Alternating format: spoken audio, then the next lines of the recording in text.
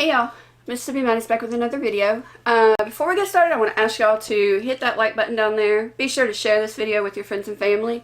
Also, hit the subscribe button if you're not already subscribed, and hit the bell for notifications so you know when I put up a new video. And today I'm going to talk a little bit more about my diabetes, but the anxiety, depression part of the diabetes. I know there are a lot of people out there who have depression or anxiety that are not diagnosed because they are scared to go to the doctor. They don't want to be labeled as a mental patient. But please go. Please. The diabetes, people with diabetes, type 1 diabetes, are 2 to 3 times more likely to have depression than people without diabetes. 25 to 50% of diabetes patients have depression or anxiety, but they have not been treated. They have not been diagnosed because they are scared.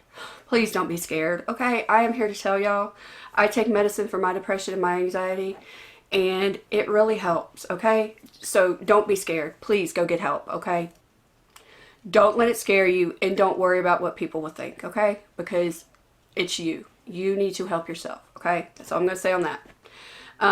As far as the anxiety part of it, people with diabetes are 1 to 2 times more likely, and 20 to 50% of diabetics, type 1 diabetics, have anxiety.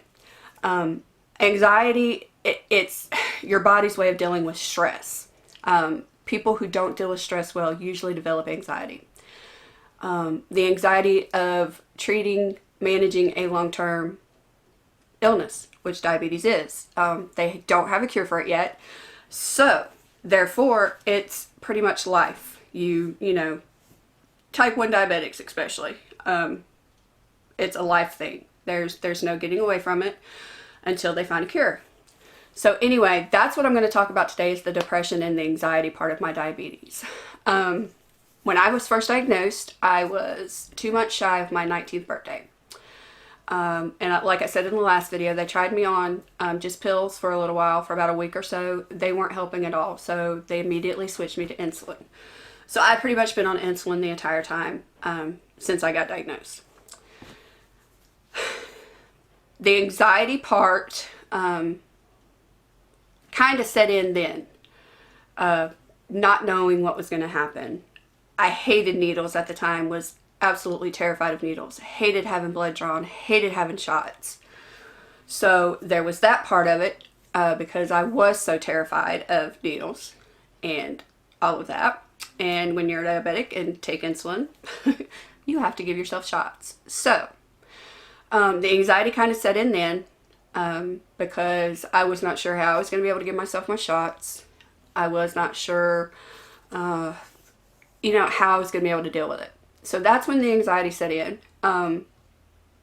It kind of faded a little bit as the months went on, because I started giving myself my shots. I was doing really good with it. And so the anxiety kind of went away a little bit. The depression did not set in probably till about a year, maybe a year and a half after I was diagnosed. The reason being because I am a very brittle diabetic, which means that my pancreas produces no insulin at all. Some type 1 diabetics, their pancreas still does produce a little bit of insulin, but mine doesn't. I don't get any insulin from my pancreas like I'm supposed to. So, I'm a very brittle diabetic, which means that my sugars would go sky high, and I would be hospitalized. And this was happening every month, every couple months. I was being put in the hospital because my sugars were so high and I couldn't get them down at home. So the depression set in because I was having such a hard time. I was doing everything the doctors told me to do. I was taking my insulin like I was supposed to. I was eating like I was supposed to. Yes, of course, I cheated a little bit here and there. No diabetic who tells you that they never cheat, they're lying to you, okay? Don't believe it. because nobody's perfect. And like I said, I was so depressed because I couldn't figure out what I was doing wrong. Why was my sugar still doing this? So the depression set in, and it pretty much stayed. It hasn't gone away. It's better. It was better at times. So I found out in 1999. That's when I found out I was a diabetic. So depression set in around 2000, 2001-ish, because Tin Man and I got married in 2000 and in April, and I got pregnant and had a miscarriage in September of 2000. So it was because of my sugars, because my sugars were so erratic. I just, I miscarried. So the depression started kicking in. I was really, really depressed at that time because I really, really wanted kids. And I was afraid that I was never going to be able to have kids. Just wanted to stay in bed, cover my head up, not do anything.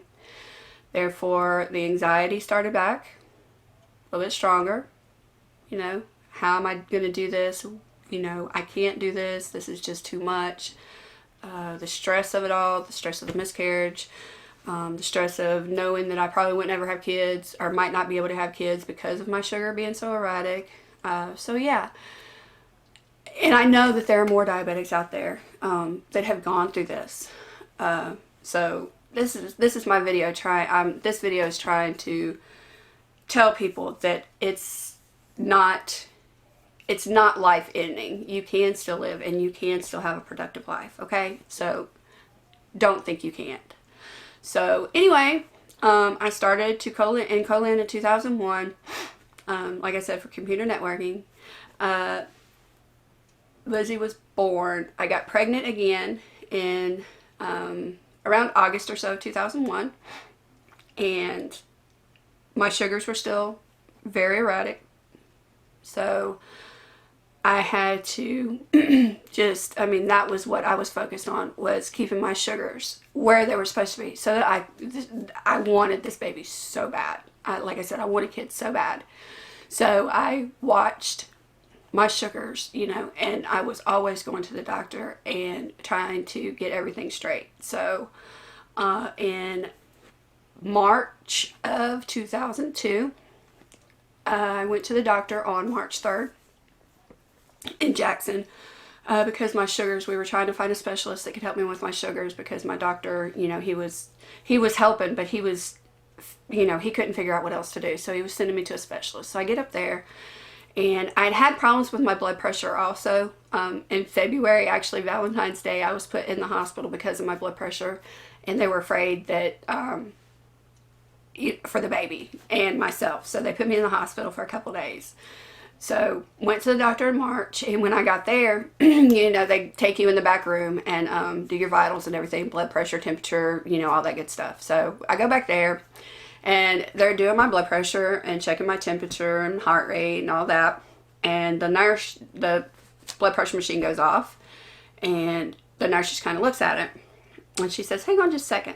So she walks out of the room, and there goes my anxiety. I'm like, why is she walking out? Why was she looking like that? I am terrified. She came back in with another nurse. They checked the blood pressure in my right arm and said, "You're going to see the doctor immediately."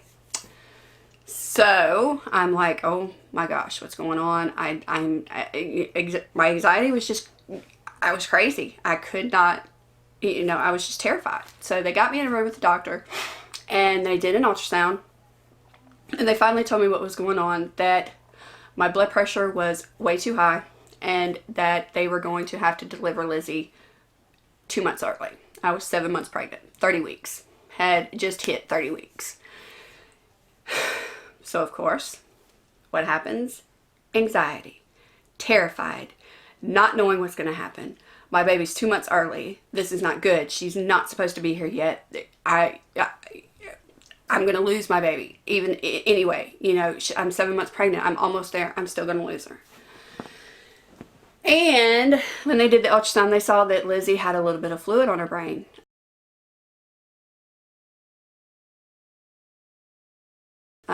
So they sent me straight to the hospital.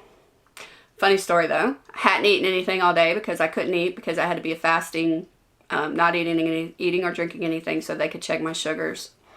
So there was a Backyard Burger. It's right across from the hospital that I was being sent to.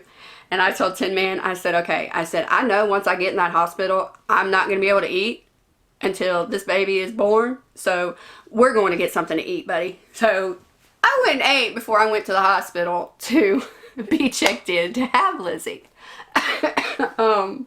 Yeah. So I was hungry and I knew I wasn't going to get anything when I got there. So go in, they get me settled in. I'm in the room and the doctor comes in and he says, we're going to induce labor. You're going to have this baby. So March 4th around 10 p.m. Lizzie was born. The reason they did so is they said if they didn't deliver her then, it could either kill her, me, or both. So she spent a month in the NICU, a month and a half in the NICU, which is the neonatal ICU, and then we got to bring her home. So that was the good part. That was a very good part. My depression eased up, my anxiety eased up. I had my baby, I had her at home. She was doing very good. So I was happy. Doing good, everything doing good.